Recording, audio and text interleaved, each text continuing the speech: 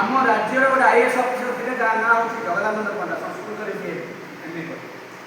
आम राज्य गोटे मुख्यमंत्री थे पूर्वतन मुख्यमंत्री जननी वल्लभ पट्टनायक संस्कृत एमए करते जानते नहीं संस्कृत साहित्य एमए करते बुझीपार ना नहीं सी किए जानेवाल पट्टनायक ओडार मुख्यमंत्री थे आसाम गवर्नर थे आसाम राज्यपाल थे केते बड़ पदवी थे संस्कृत लाइन साधारण भाषा नहीं ध्यान रखी जीवन में ध्यान रखी संस्कृत वेद पाठ साधारण भाषा नुह बुझ नहीं जगदानंद पंडा आईएएस अफिसर थे से सेक्रेटरी थे गंजाम कलेक्टर भी थे 1980 टू 1983 1979 रु 1985 गंजाम कलेक्टर थे सर्वशिक्षा अभियान कार्यक्रम